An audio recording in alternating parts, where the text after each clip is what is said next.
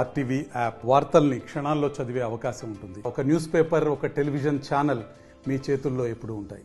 వచ్చి 76 సంవత్సరాలు గడిచిపోతున్నా కూడా ముదిరాళ్ల స్థితిగతులు మారడం లేదు.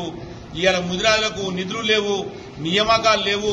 ముదిరాజు బిడ్డలు పట్టాలు తీసుకొని పిహెచ్డీలు చేసి మరి ఎన్నో ఉన్నత చదువులు చదివినా కూడా ఉద్యోగాలు రాక కైకిలికూలు చేసుకుంటూ అటవీ సంపద మీద ఆధారపడి బతుకుతా ఉన్నాం. ఇంకా కూడా మరి ఈ యొక్క అంశాన్ని మమ్మల్ని మాకు రిజర్వేషన్ లేదు కాబట్టి మాకు సరైన రిజర్వేషన్ కావాలి, బీసీడీ నుంచి బీసీలోకి మార్చమని మేము 76 సంవత్సరాలుగా పోరాటం చేస్తా ఉన్నాము.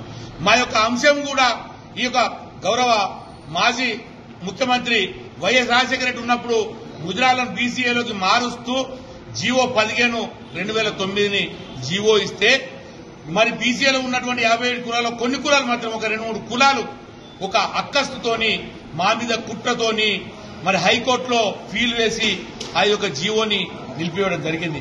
ఆ జీవో మీద మా గౌరవ అడ్వకేట్ డిఎల్ పాండు గారు మరి హైకోర్టులో పోరాటం చేయడం జరిగింది. దాని తర్వాత సుప్రీంకోర్టులో కూడా పోరాటం జరిగింది. మరి ఆయన పోరాట ఫలితంగా సుప్రీంకోర్టు ఏం చెప్పిందంటే గత ప్రభుత్వానికి ముదిరాల స్థితిగతుల మీద మరి స్పష్టమైనటువంటి అధ్యయనం ఉంది కాబట్టి వీళ్ళని బీసీఏలో చేర్చమని మరి వాళ్ళు ఈ గవర్నమెంట్ కు నోటీసులు ఇచ్చినప్పటికీ కూడా ఈ గవర్నమెంట్ పట్టించుకోవడం లేదు.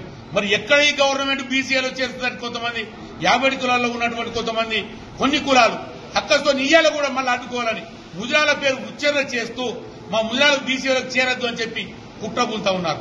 ఖబర్దారని హెచ్చరిస్తా ఉన్నాం. మా పేరు తీస్తే కనుక ఊకోమని హెచ్చరిస్తా ఉన్నాం. మాకు అడ్డం వస్తే అడ్డంగా నరకమని చెప్తా ఉన్నాం. ఇంట్లో కొంతమంది ప్రభుత్వ ఉద్యోగులు కూడా ఉన్నారు. వాళ్ళ ప్రభుత్వ ఉద్యోగులు రెచ్చగొట్టి మా మీద ఉసుగొలుపుతా ఉన్నారు.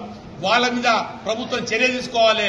మా అంశం మీద ప్రభుత్వము తక్షణమే ఆలోచన చేసి బీసీడీ నుంచి బీసీఏలోకి మారుతూ జియో 15 అమలు చేయాలని చెప్పి డిమాండ్ చేస్తా ఉన్నాం. జై ముదిరాజ్.